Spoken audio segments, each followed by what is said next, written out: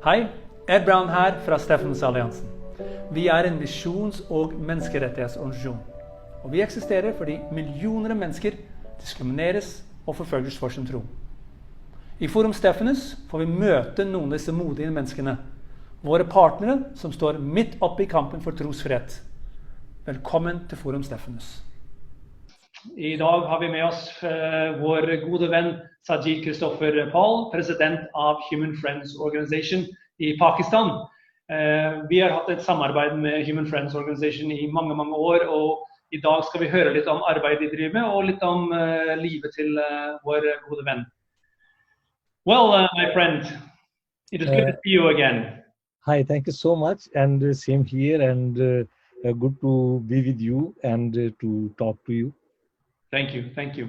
So we'll get started by just asking you to tell us a little bit about yourself, who you are as part of your background, and some of the work that you're doing in Human Friends Organization. Yeah, as you already introduced me, my name is Sajid Christopher, and I'm the president of Human Friends Organization. And Human Friends Organization, HFO, is promoting religious freedom, human rights, interreligious harmony, education for destitutes, and we are also doing some church planting in Pakistan. And I am a Christian, born and raised Christian in Pakistan, and I have done my master's in business administration and Urdu literature and language. And since my college life, and I was very much compassionate to work for human rights, and especially for the rights of religious minorities. And the work Human Friends Organization is doing, we are promoting interreligious harmony and religious freedom in Pakistan. Wonderful. And maybe you could describe then some of the challenges faced by religious minorities in Pakistan today. The religious minorities in Pakistan are facing challenges like there is a big challenges, I will say, discrimination in every facet of life. And then there is a challenge of forced conversion, which is faced a lot by Hindu and Christian girls. And as per the reports of United States Commission on International Religious Freedom and Minority Rights Group International and HRCP Pakistan, that there have been the incidents that every year more than 1,000 Christian and Hindu girls, they are forcibly converted and married to Muslim people. And another big challenge is falsely accused blasphemy cases, and majority of the Christian people and even the Muslim people also and Ahmadiyas, they also face the falsely accused blasphemy cases. And then there is a problem of biased material in the textbooks in schools, and then hate speech is also one of the challenge that which is spreading and which is increasing the discrimination in Pakistan for religious minorities and making the life of people difficult there. A number of huge challenges, and as you mentioned, both for the minority groups, but also some of the challenges for those who belong to the majority. As you mentioned, the blasphemy laws, anyone can be accused, and once they're accused, their life is ruined, and they could be sentenced to death, or they could be beaten, killed by a mob. It's a horrible situation. That's right. And there have been incidents when people have been killed by a mob, even Christians have been killed. And there was an incident where we saw that a Muslim Hafiz was also killed by a mob when he was falsely accused in Gujranwala. Thank you for sharing about the work of Human Friends Organization. And you mentioned the cooperation with other communities. Could you say something about how you've been able to work with other religious communities, and you've established a network, some of the challenges that you face and some of the victories that you've had? Yes, National Minority Rights Network was established 5 years ago, and 40 human rights organizations from all over Pakistan, they came together, and as a consensus, they had chosen me as the convener of the network. And I'm very thankful to you, Ed Brown, the head of Stefanus Alliance International, who is my mentor also, and you had given me a lot of guidance and help that we established this network. And our network National Minority Rights Network is working as a watchdog organization for human rights and minority rights, and also we are doing lobbying and advocacy and capacity building of human rights defenders and organizations, and we are exchanging information and resources, and we are working with collective wisdom to achieve our objective of religious freedom and human rights promotion in Pakistan. And as success stories, we have been successful that the government has formed a committee on forced conversion to stop it, and there are 22 parliamentarians at federal level who are members of the committee, and the parliamentarian caucus established by us are also members of this committee, and hopefully they will be able to bring a legislation to protect the minorities from forced conversion. And Minority Rights Commission has been also formed through a executive order, and but we are still working for a proper legislation on Minority Rights Commission. And 2% education quota has been approved by Punjab government and also by the federal government for the minority students at higher educational institutes. In KPK, Khyber Pakhtunkhwa province, we are able to get the increase of job quota from 3 to 5%. And there have been 2 blasphemy cases.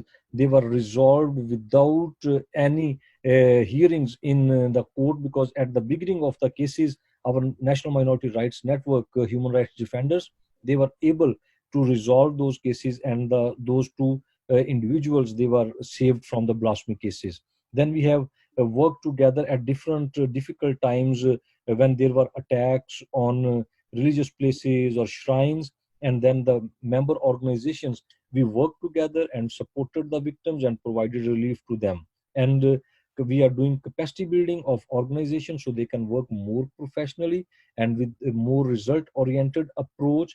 And especially now when in Pakistan it's a shrinking space for civil societies and NGOs especially who are working on religious freedom or human rights. So these capacity building programs are very helpful, that people can work more result oriented also, and they can work in a more protective mode. And the network is moving towards sustainability, and this is the 5th year of network, and we have a lot of achievements also. And the network is getting a strength each year as it is passing with the time.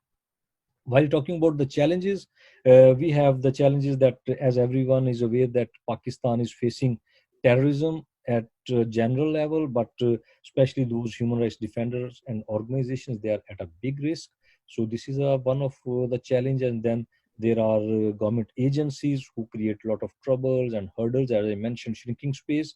So this is also one of the challenges. And then lack of resources to run at a national level the network. So this is also one of the challenge we are facing. And but I'm very hopeful that National Minority Rights Network Pakistan has become a good platform or umbrella for the human rights organization, and we will be able to contribute a lot to promote religious freedom and human rights in Pakistan.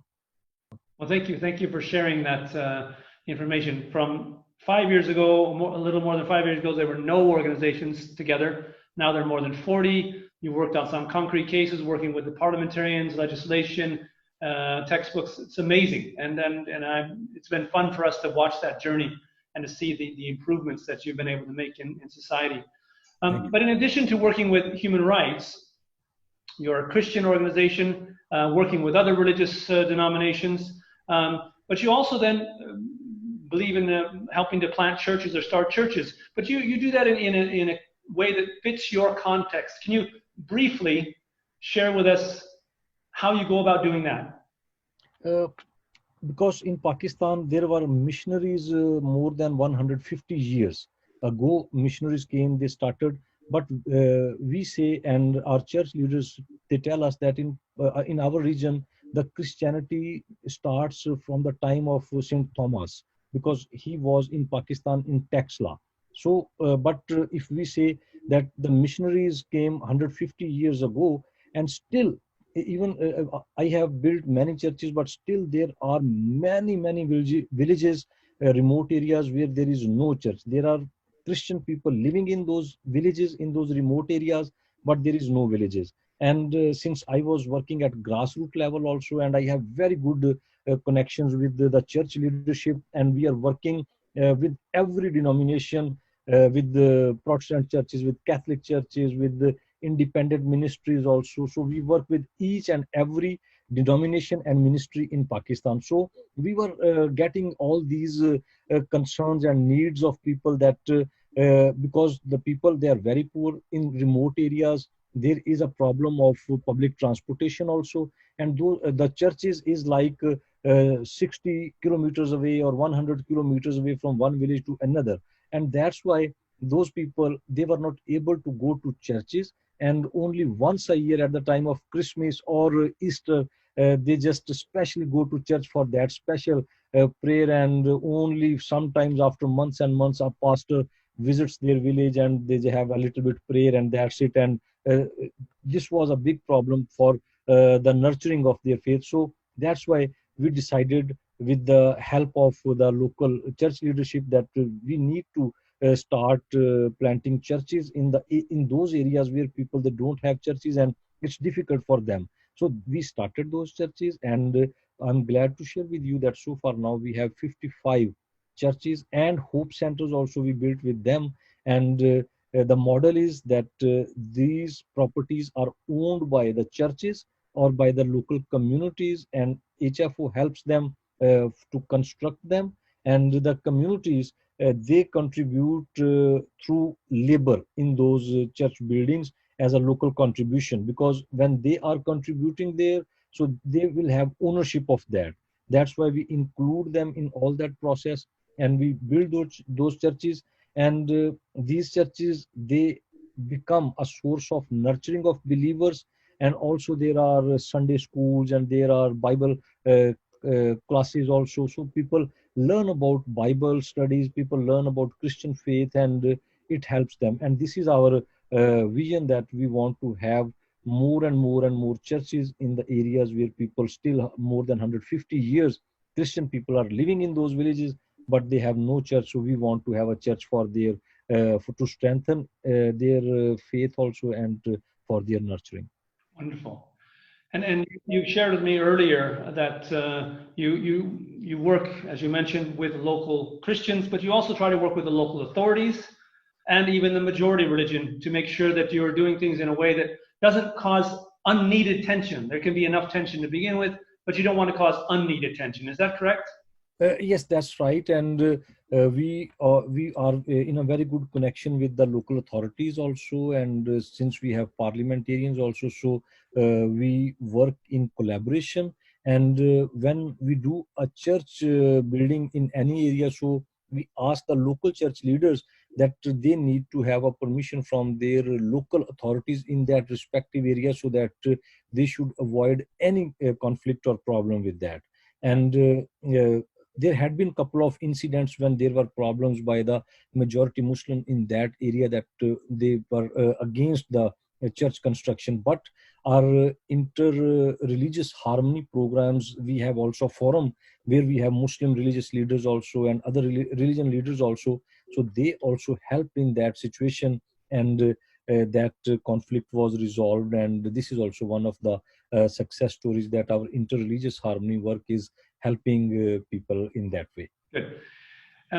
We need to move towards the closing now. So would you maybe share with us 3 things that you're thankful for, the personal things that you're thankful for? Yes, I'm very thankful for the family God has given me, and my family is very supportive to me. Even for my every work, they understand, and they are, through their prayers also, but through their moral support also, my family supports me, and that's a gift for me. And my friends, they are also a blessing for me, and my HFO colleagues and partners like Stefanus Alliance International. So I'm thankful for these 3 blessings from God, that God has given me these 3 big blessings, that I feel my life, that whatever I am doing or whatever I have achieved, so this is a lot credit goes to all 3 of these people, that you, my friends, and my family, and my colleagues. Sajid Christopher, thank you so much for being with us today. We are very blessed to have a partnership with you. Thank you. Thank you so much for all your support, and I'm very thankful to all the Norwegian people, because at the very difficult times, whenever we had sent a request for prayers, we had a very good response from Norway that people were praying for people of Pakistan. And also, I'm very thankful to Stefanus Alliance International that at every time of difficulty with Christian community and also other people of Pakistan, Stefanus Alliance International has stood together with us, and you have supported us. So we are very, very thankful to you for all your support, your partnering, and your guidance that you are providing us. Thank you. you. Okay.